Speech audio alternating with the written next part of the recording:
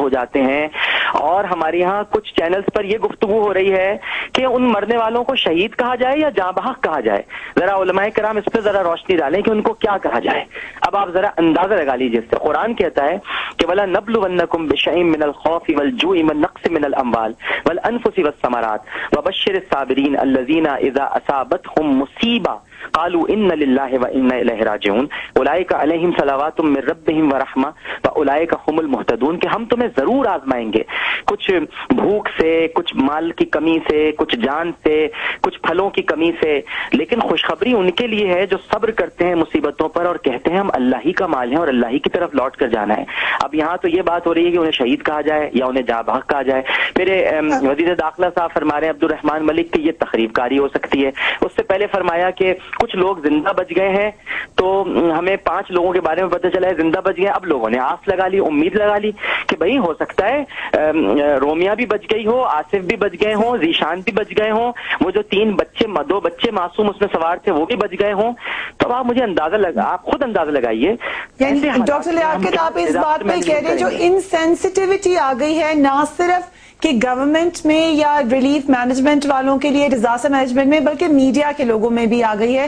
کیا وجہ یہ, جس طرح ہم پہلے سیکنڈ ورلڈ وار کے بعد بھی دیکھتے رہے کہ لوگوں میں ایمپیتھی ختم ہو گئی تھی. ایک مجھے بڑی مشہور کتابیں یاد آ رہی ہے ہیمنگ وے صاحب کی جنہوں نے لاسٹ جنریشن لکھی تھی. کیا اتنا ڈیزاسٹر ہمارے ملک میں انفارچونیٹلی اسٹرائک کر رہا ہے کہ واقعی اب ہم بے حس ہو چکے ہیں, اور اس کو اب بدل کیسے سکتے ہیں کیونکہ آگے آئندہ آنے والے دن پھر مشکل نظر آ رہے ہیں؟ آپ درست کہہ رہی ہیں, بالکل آپ نے صحیح خطوط پر بات کی. یقیناً ایسا ہی ہوا ہے کہ اتنا ڈیزاسٹر ہوا ہے, اتنی آفات آئی ہیں, اتنے خودکش حملے ہوئے ہیں, اتنے بچوں کے اسکول بموں سے اڑائے گئے ہیں, اتنی گردنیں کاٹی گئی ہیں, اتنے لوگ پھٹے ہیں اس ملک میں کہ لوگ اب ان کو کوئی احساس نہیں ہوتا. کراچی میں بوٹنگ بیسن جو ہے وہ کھلا ہوتا ہے, وہاں پر شہر میں کچھ بھی ہو رہا ہو وہاں پر تکے کباب کھانے کے لیے لوگ آئیں گے, وہاں پر بہاری کباب بھی کھائیں گے, وہاں پر جو ہے میرٹھ کے مشہور کباب بھی سب لوگ کھا رہے ہوں گے, کسی کو کوئی فکر نہیں ہوتی. اب کرنا یہ چاہیے, آپ کر سکتی ہیں, ہم سب کر سکتے ہیں, یہی ہم میڈیا ہی کر سکتا ہے کہ ہم احساسات کو زندہ کرنے کی کوشش کریں. ہم یہ جو چھوٹی چھوٹی جو خوشیاں ہیں جو ہم نے لوگوں سے چھین لی ہیں, ہمارے پاس صرف انہیں بری خبریں سنانے کے لیے رہ گئی ہیں. ہم انہیں اپنے ملک کی کچھ اچھی خبریں بھی سنایا کریں. ہم یہ بھی بتایا کریں ہمارے ملک میں بہت کچھ اچھا بھی ہو رہا ہے. اگر ہم یہ سب کرنا شروع کریں گے تو پھر سے امید جاگے گی, پھر سے کوئی روشنی نمودار ہوگی. لیکن ہوتا کیا ہے, ہمارے پاس سوائے اس کی کوئی خبر نہیں ہے کہ فلاں کی ڈگری جعلی ثابت ہو گئی, فلاں نے یہ کر دیا, فلاں نے وہ کر دیا, وہ کرپشن کر رہا ہے, وہ تخت سے نہیں اتر رہا, وہ یہ چوری کر رہا ہے. ارے بھائی کوئی اچھی خبر بھی بتا دیں, کچھ پاکستان میں اچھا تو ہوتا ہوگا نا. ماشاءاللہ یہ ملک جو ہے 27 رمضان المبارک کو مارز وجود میں آیا, کچھ تو اچھا ہوتا ہوگا اس میں, سبھی برا ہو رہا ہے. بالکل. اور جس طرح اس ڈیزاسٹر میں آپ دیکھ سکتے ہیں کہ بہت سارے والنٹیئرز وہاں کھڑے تھے, بہت سے لوگ وہاں پہ یہ کہنا چاہتے کہ ہم صرف اس لیے آئے کہ ہم دعا پڑھ سکیں ان لوگوں کے لیے. یہ تمام جذبات جو پاکستانیوں کے, ان کو بھی ہائی لائٹ کرنا ضروری ہے. Is that what you say? Volunteers کی آپ بات, ان کو ہائی لائٹ, ان والنٹیئرز کا بتانا چاہیے تھا کیسے بیچارے بھوکے پیاسے کام کر رہے ہیں, ان پر فوکس کیا جائے, ان کے بارے میں بتایا جائے تو انشاءاللہ امید جاگے گی. لیکن ہم خود ہی جب امیدوں کو ختم کر دیں تو کیسے ہوگا؟ Thank you very much doctor Aamir Liaquat sahab, آپ نے ہمیں جوائن کیا اور اپنی بڑی انٹرسٹ انہوں نے بتائی. اور اس سے پہلے محمود بھی یہ کہہ چکے ہیں کہ آپ پہ سارا الزام نہ رکھا جائے, اور نہیں رکھا جا رہا. بلا شبہ سب کے اوپر یہ الزام آتا ہے کہ ہم لوگ شاید ڈیزاسٹر کو اب ڈیل کرنے کی صلاحیت ہمیں نہیں ہے, نہ لاجسٹکلی نہ سائیکولوجیکلی. لیکن ہمیں سلوشن کی طرف سوچنا چاہیے, اب صرف ڈسکس نہیں کرنا چاہیے. انہوں نے بڑا کلیئرلی کہا ہے ڈاکٹر عامر لیاقت صاحب نے بھی, کیا سلوشن ہو سکتا ہے. بڑی اچھی بات کی جی ڈاکٹر عامر لیاقت صاحب. ڈاکٹر عامر لیاقت صاحب میرے ساتھ رہے ہیں 5 سال نیشنل اسمبلی میں بھی, اور مذہبی امور کے منسٹر بھی رہے ہیں, وزیر مملکت بھی رہے ہیں. ماشاءاللہ ان کی کارکردگی بڑی اچھی تھی. کافی ساری چیزیں اس وقت بھی کی جا سکتی تھیں. مطلب ایسے میں بات کرنا تو بہت آسان ہوتا ہے کسی بھی ٹاپک پہ, لیکن میں سمجھتا ہوں جب بندہ کسی سیٹ پہ ہو, کسی سیٹ میں کہتا ہوں جب میں کہتا ہوں کسی سیٹ پہ ہو, میں وہی کہتا ہوں کہ جب کسی سیٹ پہ بندہ ہو تو زیادہ سے زیادہ میڈیا کو کیا, میں وہی کہہ رہا ہوں, میں کہہ رہا ہوں بڑی اچھی, میں وہ اسی طرف آ رہا ہوں. بڑا اچھا انہوں نے رول ادا کیا اسمبلی کے اندر بھی, میں تنقید نہیں کر رہا ہوں ان پہ, بڑا اچھا انہوں نے مشورہ دیا کہ میڈیا کو دونوں رخ دکھانے چاہیے, پازیٹیو بھی اور نیگیٹو بھی. جہاں نیگیٹو ہوتے ہیں وہاں پازیٹیو بھی گورنمنٹ کی کافی ساری چیزیں. میرے خیال میں میری نمائندگی آپ کے محمود بابر صاحب نے کر دی. جب آئی ڈی پیز کا معاملہ تھا تو تقریباً 3 مہینے وہاں پہ رہا ہوں میں پریکٹیکلی وہاں پہ. آپ کو یہ نہیں کہا, پرسنل تو کرٹیسائز کریں گے عظمت خان صاحب, انہوں نے یہ کہا ہے کہ آپ اکیلے ذمہ وار نہیں ہیں, مطلب آپ کی شخصیت نہیں. ہم آپ کی حکومت کی بات کریں, انفارچونیٹلی کسی بھی حکومت نے کام نہیں کیا, تو ہم یہ نہیں کہہ رہے کہ آپ نے آؤٹ آف دا وے جا کے کام کیا, ہم یہ کہہ رہے ہیں اگر آپ نے نہیں کیا تو باقیوں نے بھی. دیکھیں جی, اس کے لیے بہت بڑا ایک سیٹ اپ چاہیے سارے ڈیزاسٹر کو مینیج کرنے کے لیے. محمود صاحب نے بڑی اچھی اس میں تجویز بھی دی کہ جب تک اس میں مین میں سمجھتا ہوں سارے اداروں کا آپس میں کوارڈینیشن بہت ضروری ہے, اور بالخصوص اس وقت تو میں سمجھتا ہوں کہ بہت ہی ضروری ہے. اس وقت تو ساری پارٹیز کو بلانا چاہیے. ساری پارٹی دیکھیں نا, میں اپنی حیثیت میں جو کام کر سکتا ہوں وہ میں کر رہا ہوں, لیکن اگر میں کہوں میں سارے اداروں کو بلا لوں گا, سب کچھ کر لوں گا. جب بھی میں کسی سے, میں آپ کو ایک اور ایگزامپل دیتی ہوں ابھی, کیونکہ ابھی فرسٹ ہینڈ ایکسپیرینس کی بات کرتے ہیں, ماضی میں تو جاتے نہیں. محمود آپ کے پاس میں آ رہی ہوں اس کے ایگزامپل دینے کے فوراً بعد, کہ جب بھی کسی کے پاس ہم لے کے گئے پوچھنے کے لیے, تو جو بھی آرگنائزیشن تھی سب سے پہلے نام لیں کہ ہماری آرگنائزیشن سب سے پہلے پہنچی, ہم نے جی سب سے پہلے کیا. وہ صحیح کہہ رہے ہیں ڈاکٹر عامر لیاقت صاحب کہ چینلز کا بھی یہی کام تھا, ہم پہلے پہنچ گئے. جو ریلیف آرگنائزیشن تھی اپنا نام لے کے ہم پہلے پہنچ گئے. یہ دو ورسز نہیں تھی کہ ہم کلیکٹیو ایفرٹ ہمیں نہیں نظر آئی تھی. لیکن محمود کی بات سن لیتے ہیں. جی محمود صاحب کیا کہنا چاہ رہے ہیں؟ دیکھیں فریہ, میں صرف ایک بات پوچھنا چاہتا ہوں, اور وہ میں ان لوگوں سے پوچھنا چاہتا ہوں کہ جو لوگوں کو کہتے ہیں کہ آ کے ان کی پولیٹیکل پارٹیز میں شامل ہوں, آ کے ان کی مذہبی جماعتوں میں شامل ہوں, آ کے وہ کہ ان کے اداروں کے ساتھ کام کریں. کیا ہم اس ایک مسئلے پر صرف 18ویں ترمیم جیسی ایک کوئی باڈی بنا کے سب کو بٹھا کے ایک متفقہ لائحہ عمل طے نہیں کر سکتے, جس طریقے سے ہم نے ایک ترمیم کے لیے ساری پولیٹیکل پارٹیز کو اکٹھا کیا؟ آخر کیا ہم اس مسئلے پر کوئی محمود سوری, مجھے آپ کو پھر روکنا پڑا ہے, یہیں سے کنٹینیو کریں. جنرل ندیم ہمیں جوائن کریں. Very warm welcome to you general Nadeem صاحب.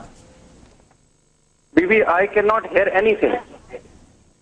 جنرل ندیم, آئی ہوپ کہ اب آپ کو آواز آ رہی ہو, آپ سے ہم مخاطب ہیں. آپ کی آواز مجھے آ رہی ہے, لیکن پیچھے مجھے بیک گراؤنڈ میں کچھ نہیں سنائی دے رہا. اچھا, آپ نے میری آواز سنی ہے کیونکہ میں نے آپ سے سوال کرنا. جنرل ندیم, ابھی ہم نے آپ کی پریس کانفرنس بھی سنی, تمام پلاننگ جو ہوئی ہے وہ بھی سنی, لیکن کچھ باتیں جو بہت عجیب ہمیں لگ رہی ہیں, ہم چاہتے ہیں کہ ہمیں سمجھائی جائیں کہ وہ کس طریقے سے ہوگی. ابھی زمر خان صاحب یہاں پہ موجود ہیں, وہ یہ کہہ رہے ہیں کہ آگے جو ڈیزاسٹر ہونے والا ہے اس کو ہم کسی بھی طریقے سے قابو میں لا ہی نہیں سکتے. کیا یہی حقیقت ہے؟ کون سا جو آنے والا ڈیزاسٹر ہے؟ کوئی جو آنے والا ڈیزاسٹر ہے مجھے سوال سمجھ نہیں آ رہا. اگر تو آپ بات کر رہے ہیں کہ اس ڈیزاسٹر جو ابھی یہ سیلاب گزرا ہے اور اس کے آفٹر افیکٹس کے حوالے سے کہ لوگوں کو ہیلتھ کے ایشوز ہوں گے, لوگوں کو فوڈ کے ایشوز ہوں گے, لوگوں کو شیلٹر کے ایشوز ہوں گے, تو اگر اس حوالے سے تو بات کر رہے ہیں تو آئی تھنک ایسی کوئی بات نہیں. اگر ہم 3.2 ملین آئی ڈی پیز کو ہینڈل کر سکے یا ارتھ کوئک میں 3.5 ملین لوگوں کو ہینڈل کر سکے تو نہ کر سکتے. لیکن اس میں جو ایک سوال سب سے زیادہ اٹھایا جائے جنرل ندیم, وہ یہ کہ فیوچر پلاننگ, آئی نو آپ کی آرگنائزیشن کا کام نہیں ہے شاید کہ ڈائریکٹ وہ پلاننگ کرے, آپ لوگ کو جب کال دی جاتی ہے تو دین یو کین پرووائڈ, لیکن ہم لوگوں کے پاکستان میں اس وقت ڈیزاسٹر مینج سے ڈیل کرنے کے لیے پری ایمپٹیو میجرز کیوں نہیں لیے جاتے, ری ایکشنری موڈ میں کیوں چلے جاتے ہیں ہم لوگ؟ یہ آپ نے بہت زبردست بات کی, اور دس از ون ایجنڈا جس کو ہم این ڈی ایم اے میں سب سے زیادہ پش کر رہے ہیں کہ ہمیں ایک پیراڈائم شفٹ کی ضرورت ہے from a response driven approach to a proactive approach. کہ ہمیں ہر ڈسٹرکٹ میں یہ دیکھنا چاہیے کہ وہاں پر کس قسم کے ڈیزاسٹر آ سکتے ہیں اور اس کے کیا بچاؤ کے طریقے ہیں, اور اس سے پہلے وہ اقدامات لے لیے جائیں. اس میں سب سے بڑا مسئلہ جو آ رہا ہے, مجھے کم از کم فیس میں کرتا ہوں کہ وہ سمجھتے ہیں کہ جی حکومت کا کام.